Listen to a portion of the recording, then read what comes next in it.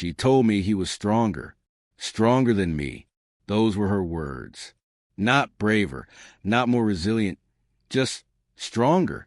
A word that felt like a punch to the gut, deflating every ounce of confidence I'd ever built. She didn't yell it, didn't whisper it. It was a flat, clinical statement delivered like a diagnosis.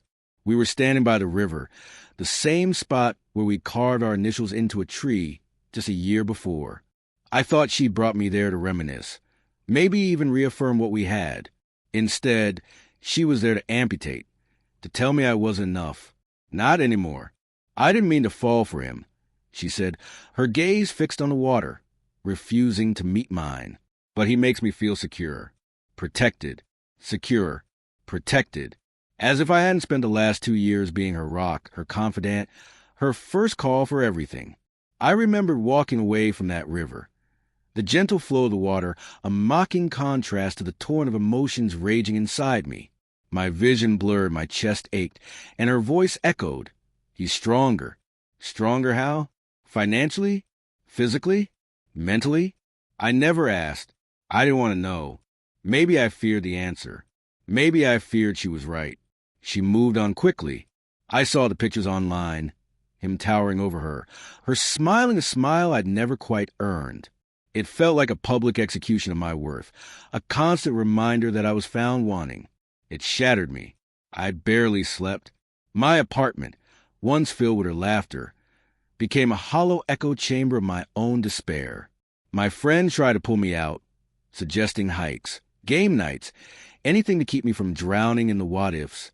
But every time I came home, the silence smothered me, a heavy blanket woven with memories of her scent, her presence. She didn't contact me again. Not a stray text, not a casual check-in. And slowly, agonizingly, I began to let go of the hope that she would. I started rebuilding myself, not for her return, but because I was tired of feeling broken. I signed up for a coding boot camp, started running again, rediscovered my love for cooking elaborate meals just for myself. I stopped checking her social media, eventually blocking her updates. I figured if she was truly happy, then I had to find my own. It wasn't easy. Healing never is. But it worked. I found a quiet strength in solitude, in proving to myself that I was whole on my own. Morning workouts, the satisfaction of a challenging new recipe, the peace of a quiet evening. These became my anchors. I began to truly enjoy my own company, a concept that felt alien just weeks before. Then, almost exactly a month later, my phone buzzed. A message from her. Can we talk? I stared at the screen, a bizarre mix of dread and morbid curiosity swirling within me. My first instinct was to delete it, to preserve the fragile peace I'd found. But the raw, unadulterated shock of her message pulled me in. Curiosity, that ancient enemy, won. We met at a quiet coffee shop, not our old spot. A new chapter, I thought. She walked in slower this time, her usual confident stride replaced by a hesitant shuffle. Her eyes were puffy, her smile a pale imitation of what I remembered. Thanks for meeting me, she said, her voice barely a whisper. I just nodded, saying nothing. I'm not here to make excuses, she continued, stirring her coffee with a hand that trembled slightly. I need to say this. She took a shaky breath. I thought he was stronger, she said, her voice cracking.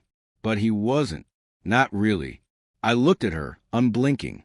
He made me feel like I was on top of the world, like nothing could touch me. But that feeling faded. And what was left, it was nothing. He was controlling. He was cruel.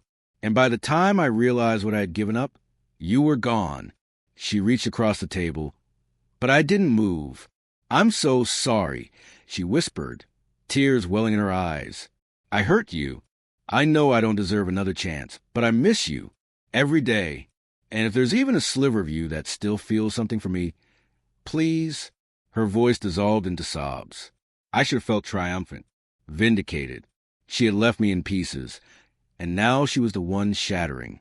But all I felt was a profound calm, like standing on a mountaintop after a storm, breathing in clear, crisp air. I didn't say anything for a long moment. I just looked at her, really looked. The girl who once said, I was her everything. The woman who abandoned me for a fleeting illusion of strength. And now, the person begging for a second chance at something she herself destroyed. I'm not angry anymore, I finally said, but I'm not the same person you left. She nodded, tears streaming down her face. I loved you, I continued, my voice steady. God, I really did. And for a while, I hope you come back. Apologize. Say you made a mistake.